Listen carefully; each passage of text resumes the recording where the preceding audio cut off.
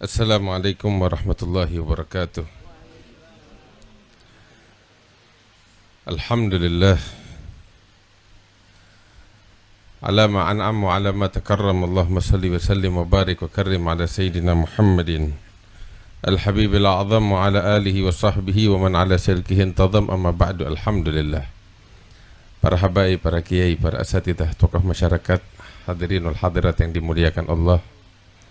Dari pagi kita sama-sama berkumpul dari jam 8 tepat lebih kurang sampai sekarang jam 10.15 menit.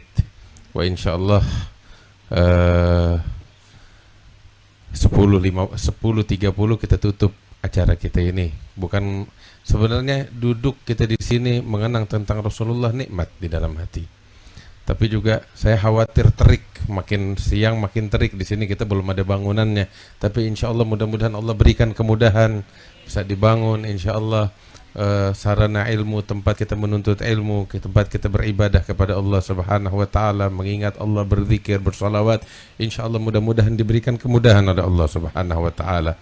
Tapi karena sementara ini kita masih di tanah lapang macam begini, tetapi insya Allah kita mendapatkan keberkahan dari Allah Subhanahu wa ta'ala. Hadirin wal hadirat yang dimuliakan Allah, sosok Nabi Muhammad sallallahu alaihi wasallam ini sosok yang istimewa, yang kalau kita mau bicara tentang beliau sampai besok nggak selesai. Hadirin wal hadirat yang dimuliakan Allah, tadi dibagikan ini hadiah, insya Allah boleh dibawa pulang kepada untuk masing-masing. Kitab Maulid Ad-Daibai. Ya, saya rasa di sini di kampung kita mana tempat yang dibaca kalau nggak Barzanji, Maulid Ad-Daibai atau apa namanya Syaraf Al-Anam. Nah, ini berkah yang menceritakan tentang sejarah kehidupan Nabi Muhammad SAW. Tadi kita baca semuanya. Saya mau tanya, pada faham apa enggak? Semuanya ketawa nyengir. Pada paham apa enggak yang kita baca? Enggak paham. Kita enggak paham aja kita merasakan ketentraman dalam hati kita. Bagaimana kalau kita paham? Itu dalam kitab Maulid Ad-Daibai disebutkan, yub'atsu min tihamah baina yadayil qiyamah fi dhahrihi alamah tudhilluhu al-ghamamah tuti'uhu as-sahaib fujriyul jabin layliyul dhawaib alifiyul anfi mimiyul fami nuniyul hajib sam'uhu yasma'u sariral galam basaruhu ila sab'at tibagi thagib. Itu disebutkan An-Nabi SAW yub'atsu min Tihamah, diutus oleh Allah Ta'ala dari dataran Tihamah. Apa maksudnya? Nabi itu kan dilahirkan di kota Mekkah, diutus oleh Allah juga di kota Mekkah.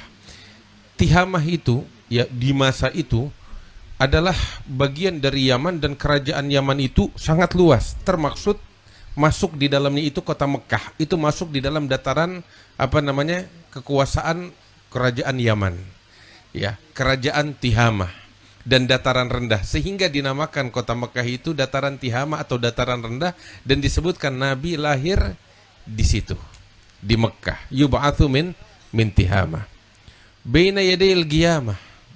Ketika Nabi diutus itu, diutus menjelang datangnya hari kiamat. Sehingga ulama mengatakan bahwasanya tanda kedatangan hari kiamat yang terbesar, tahu apa? Adalah kelahiran Nabi besar Muhammad sallallahu alaihi wasallam. Itu adalah tanda kelahiran Nabi besar Muhammad sallallahu alaihi wasallam. Ya, adalah tanda datangnya kiamat, kelahiran baginda Rasulullah sallallahu alaihi wasallam. Kemudian fi dhahrihi alamah. Itu di belakang Nabi Muhammad, di pundaknya atau di punggungnya itu terdapat tanda yang disebut tanda itu dengan sebutan stempel kenabian. Dinamakan tandanya itu di belakang stempel kenabian khatamun nubuwah. Bagian di belakang tubuh Rasulullah, apa namanya itu, Al-Imam At-Tirmidzi di dalam Syama'ilnya, beliau menceritakan, meriwayatkan bahwasanya bentuknya itu seperti daging tumbuh di punggung Rasulullah sebelah kiri itu, seperti telur burung merpati. di belakang. Terang bercahaya, harum dan wangi. Barusan dibacakan suatu hadis, kisahnya Sayyiduna Salman Al-Farisi. Salman Al-Farisi itu mendengar tentang sosok Nabi besar Muhammad sallallahu alaihi wasallam dari para pendeta. Sebab Salman itu berasal dari negeri Persia. Dia mencari tentang agama yang benar. Saat itu udah punah, nggak ada. Hingga akhirnya para pendeta ini menceritakan kepada Salman bahwasanya akan lahir di Jaziratul Arab seorang nabi yang disebutkan di dalam kitab suci kami, disebutkan ciri-cirinya. Di antara ciri-cirinya, nabi itu ya dia nggak makan sedekah, tetapi memakan hadiah, menerima hadiah, ya, dan di pundaknya itu di belakangnya sebelah kiri terdapat stempel kenabian, khatamun nubuwah. Kebetulan Salman itu dia seorang budak ya yang bekerja ya kepada seorang Yahudi di Madinah. Tatkala Nabi Muhammad hijrah ke kota Madinah, Nabi Shallallahu Alaihi Wasallam itu tinggal di Bagia, di perkampungan kecil sebelum masuk di penghujung Madinah, masuk dalam wilayah Madinah, namanya perkampungan Bagia. Beliau membangun masjid di situ yang dikenal dengan Masjid Quba. Beliau tinggal selama membangun itu dan menanti kedatangan Sayyidina Ali bin Abi Thalib selama sekian belas hari. Pada saat itu Salman mendengar tentang kedatangan seorang nabi ini. Dia penasaran, dia berharap inilah yang ditunggu-tunggu selama ini. Ketika dia menyelesaikan pekerjaannya kepada majikannya Yahudi itu, di siang hari Salman datang ingin melihat. Ya, apakah betul ini yang diceritakan oleh para pendeta? Dia sengaja datang membawa senampan kurma.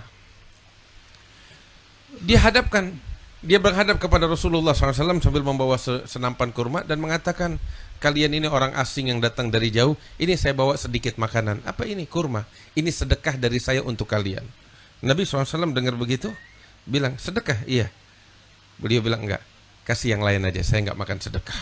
Salman dengar gitu kaget. Ini yang disebut satu oleh para pendeta dulu, bahwa Nabi yang ditunggu-tunggu ini nggak makan sedekah.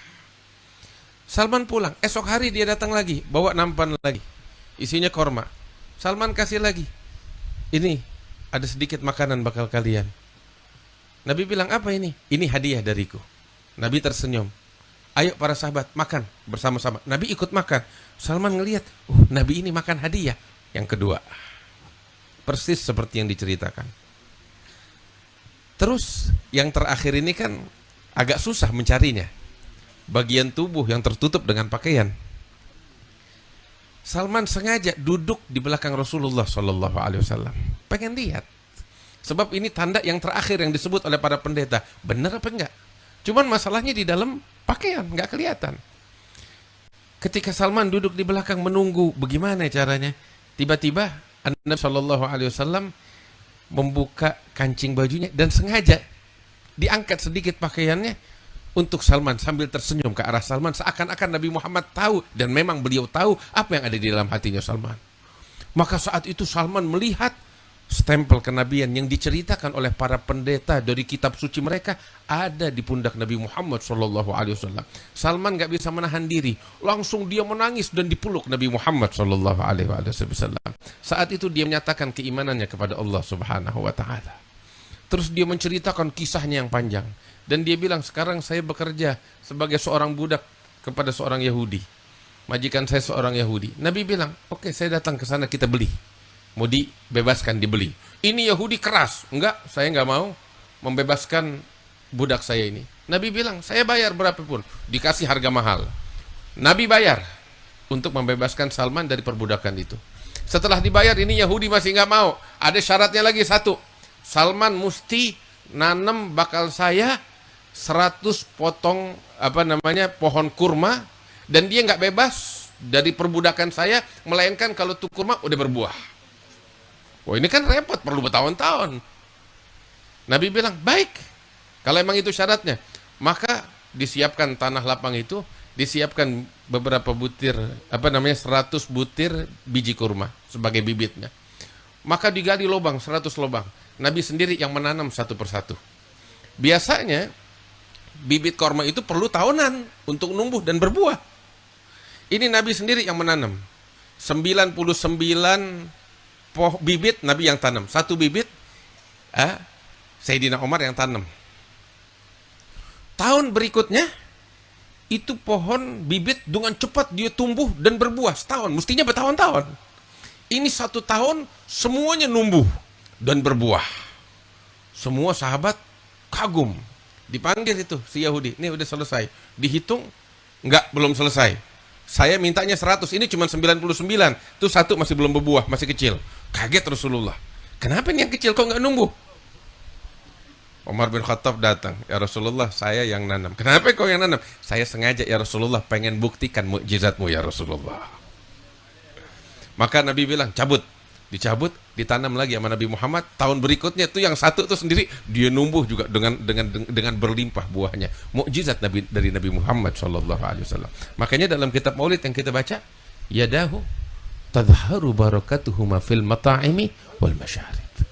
Tangannya Nabi itu berkahnya luar biasa, nampak di dalam makanan, di dalam minuman. Nabi kalau udah pegang sesuatu, itu sesuatu jadi berkah. Macam kayak tadi itu. Bibit pohon korma dipegang sama Nabi Muhammad, langsung numbuh setahun, mestinya bertahun-tahun baru berbuah. Ini setahun ditanam sama Nabi, langsung tumbuh berkatnya Nabi besar Muhammad sallallahu alaihi wasallam. Habba idza barakal maula tulagi hubu. Al-Imam Ad-Daibai menggambarkan tentang Rasulullah, di antara mukjizatnya Nabi itu tudhilluhul ghamamah, dinaungi dengan awan. Artinya apa? Macam kayak sekarang nih, saya lihat semuanya pada pegang kipas kepanasan. Iya, alhamdulillah, insya Allah dicatat pahala saksi nih. Kita di hadapan Allah, di perkumpulan kita nanti bakal jadi saksi di hadapan Allah kalau kita cinta kepada Nabi Muhammad SAW. Hadirin yang dimuliakan oleh Allah Subhanahu wa taala, Nabi itu kalau berjalan kan di padang pasir. Tadi Ustadz Muslim cerita, padang pasir panas, kering. Tapi di antara mukjizatnya Rasulullah, Nabi kalau berjalan di padang pasir itu, di atasnya selalu dinaungi oleh awan. Awan nggak besar, hanya untuk meneduhkan Nabi besar Muhammad sallallahu alaihi wasallam. Itu mukjizatnya Nabi Muhammad sallallahu alaihi wasallam. Tuti'uhus sahaib. Awan patuh kepada beliau. Disuruh hujan, hujan. Disuruh berhenti, berhenti. Disuruh mendekat, mendekat. Disuruh menjauh, menjauh. Itulah mukjizat Nabi Muhammad sallallahu alaihi wasallam. Terus fisiknya Nabi itu istimewa. Mudah-mudahan kita dimuliakan Allah bisa melihat Rasulullah dalam mimpi kita dan dalam keadaan sadar. Dalam keadaan sadar. Itu disebutkan fajriyul jabin. Keningnya Nabi itu ya indah. Diibaratkan bagaikan fajar yang terbit. Bagaikan fajar yang terbit itu keningnya Nabi Muhammad sallallahu alaihi wasallam. Lailiyudz zawaib. Rambutnya Nabi itu hitam pekat. Allahumma shalli alaihi. Bapak-bapak, ibu-ibu tahu gak? Nabi wafat usia 63 tahun, iya kan? Itu wafat di usia 63 tahun, tidak ada di tubuh beliau seluruhnya rambut putih kecuali hanya 20 helai. Kalau kita kan umur berapa? 30, 40, udah banyak tuh putihnya. Ya bapak-bapak, ibu-ibu. 50 tahun, rambutnya udah bukan hitam lagi, abu-abu. Iya. Umur 60 tahun, udah putih semuanya, habis dah. Ya, rambut nggak ada, gigi juga nggak ada. Tapi kalau kita 60 tahun. Tapi Nabi Shallallahu Alaihi Wasallam meninggal wafat di usia 63 tahun, rambutnya masih hitam pekat, ya hanya nggak lebih dari 20 helai rambut putihnya. Itu sahabat bilang, 20 helai dari rambutnya Nabi Muhammad itu yang putih, sebagian besar di pelipis kanan kiri, beberapa helai di rambut yang tumbuh di bawah bibir, dan beberapa helai di jenggot beliau bagian depan. Ini nggak nampak macam begini, ya 20 helai nggak lebih, di beberapa tempat itu nggak kelihatan. Tapi itulah Rasulullah Shallallahu Alaihi Wasallam. Tapi bapak-bapak, ibu-ibu tahu yang istimewa apa? Kok sahabat tahu ya 20 helai rambut putihnya Nabi? Kok bisa tahu? Saya mau tanya ibu-ibu di belakang, tahu gak? Saya mau tanya ibu-ibu, tahu? Saya mau tanya nih, suaminya tahu gak berapa helai rambut putihnya ibu-ibu? Pada tahu gak? Bapak-bapak di sini tahu gak? Tahu gak tuh istrinya ubannya ada berapa banyak? Nggak ada orang ngitungin ubannya orang, kecuali para sahabat. Kenapa? Sebab mereka melihat sosok Nabi Muhammad ini istimewa. Fisiknya beda dengan yang lain. Nggak cuma itu. Tahu nggak bapak-bapak, ibu-ibu? Dulu sahabat, kita nggak ketemu Nabi. Kita hidup di zaman yang berbeda. Tetapi para saksi sejarah mereka bercerita dan mereka nggak berlebihan. Ini yang mereka saksikan. Dulu para sahabat, ya, mereka cerita orang kalau mau melacak Nabi Muhammad di mana.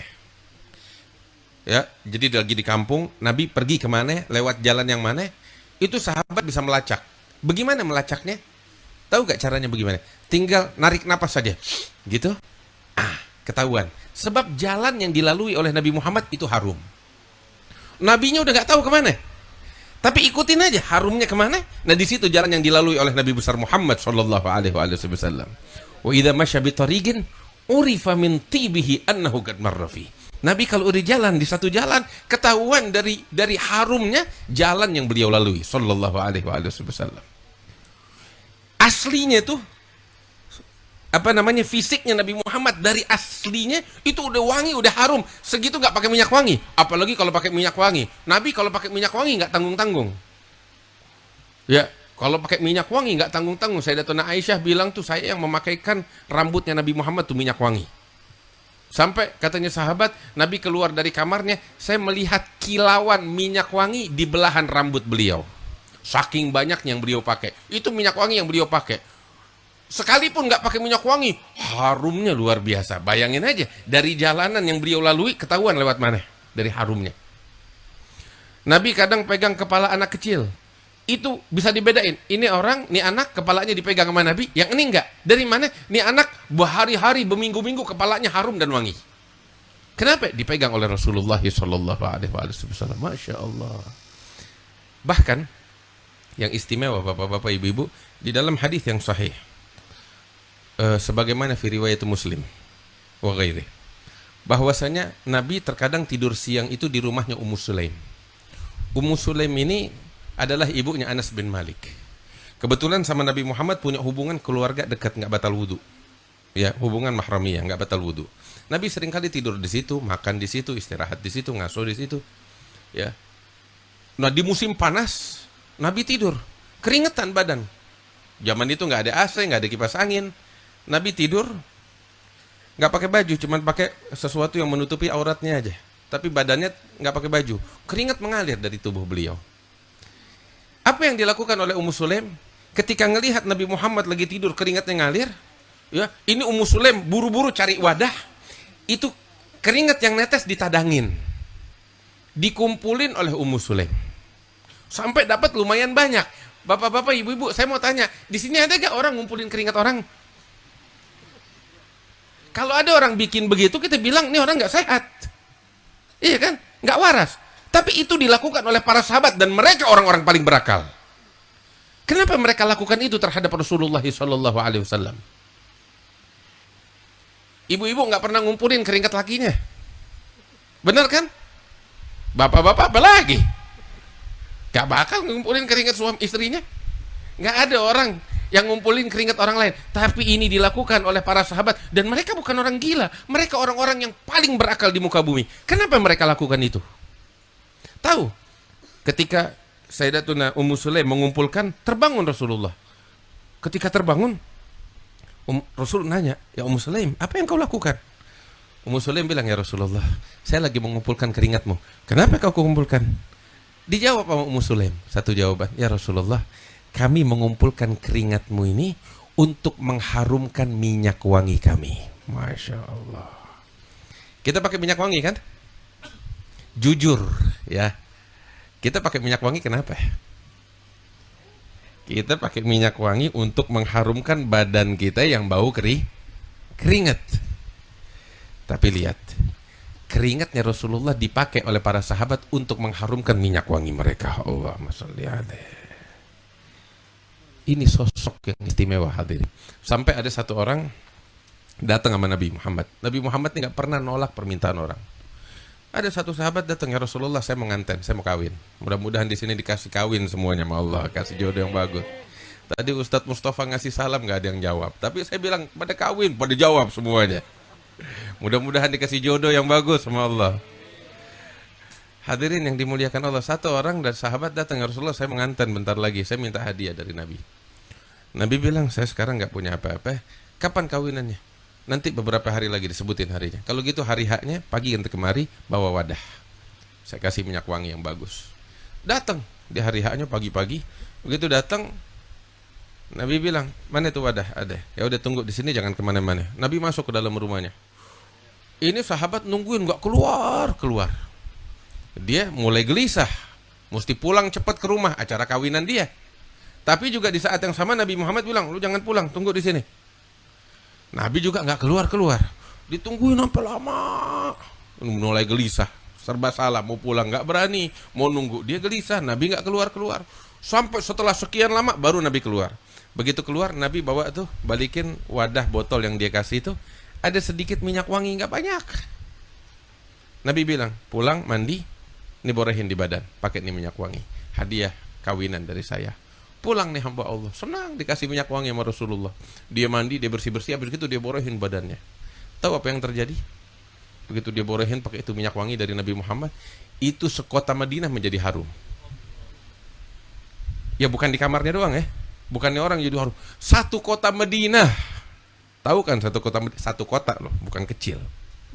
Itu para undangan bingung, dipakai minyak wangi merek apa nih? Orang Madinah pada datang, nih minyak wangi merek apa? Sekota Madinah harum. Ini nih orang nih yang kawin bingung, saya juga nggak tahu nih minyak wangi dari mana, mereknya apa saya nggak tahu. Tapi Nabi Muhammad kasih saya.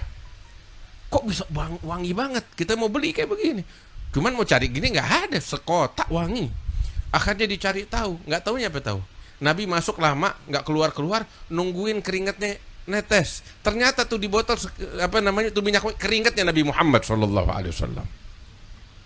Keringatnya Nabi kasih bakal orang pakai jadi minyak wangi. Satu kota Madinah menjadi harum. Terus wanginya nggak hilang-hilang.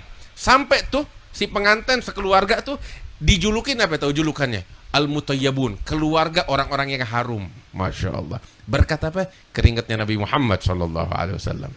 Hadirin wal hadirat, saya nggak panjang lebar. Ini saya lihat semuanya pada ngipasin keringat. Ya, tapi insya Allah berkat keringatnya Nabi, kita mendapatkan keharuman dari Allah. Zahir kita, batin kita, hati kita dibersihkan oleh Allah Subhanahu Wa Taala. Dan ambil kabar, insya Allah kita pulang dari sini semua dosa-dosa kita diampuni oleh Allah. Harapan kita diijabah oleh Allah Subhanahu Wa Taala. Dan juga terakhir, ini masing-masing di sini mungkin semuanya kebagian atau mungkin beberapa nggak kebagian. Ada poster itu, ada gambar kakek kami Al-Habib Salim bin Jen dan orang tua kami Al-Walid. Terus juga ada beberapa zikir, yaitu zikir salawat, ya, salawat taj yang disusun oleh Syekh Abu Bakar bin Salim, sebagaimana juga doa Al-Wirdus Shaghir yang disusun oleh Syekh Abu Bakar bin Salim.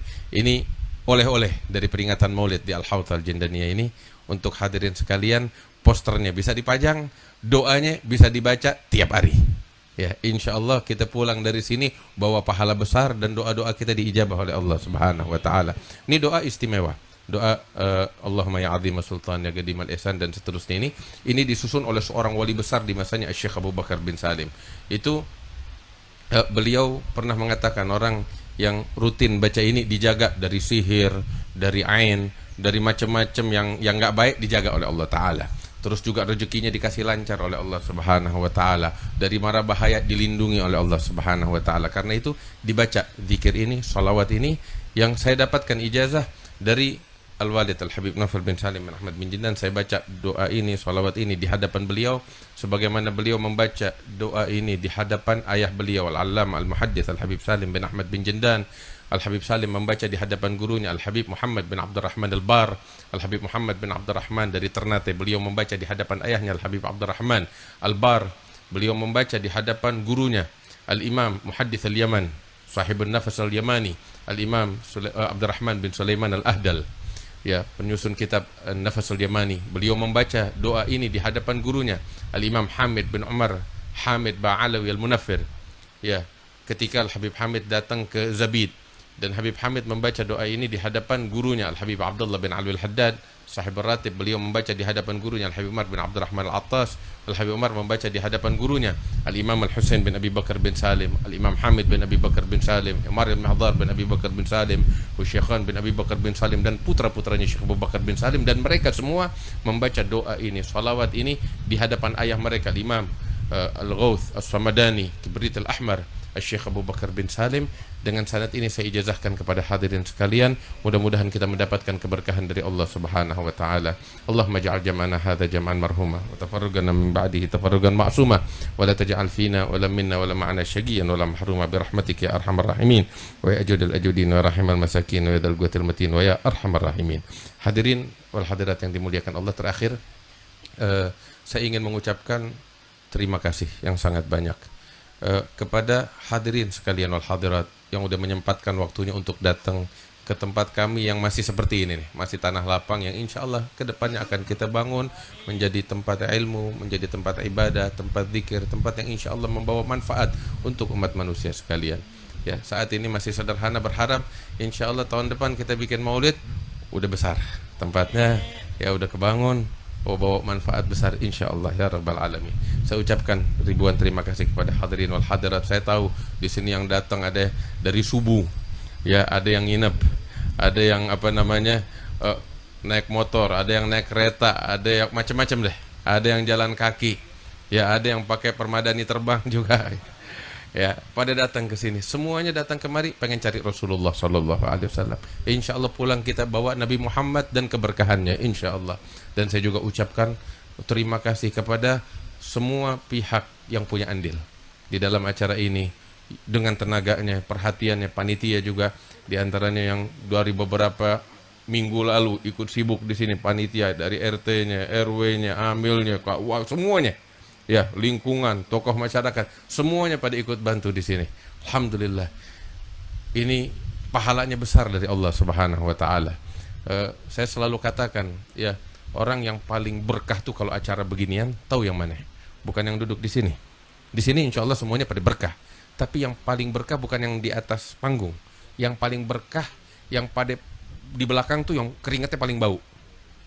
Kenapa? Yang paling capek, ya, yang paling repot, ya, yang paling pusing, ya.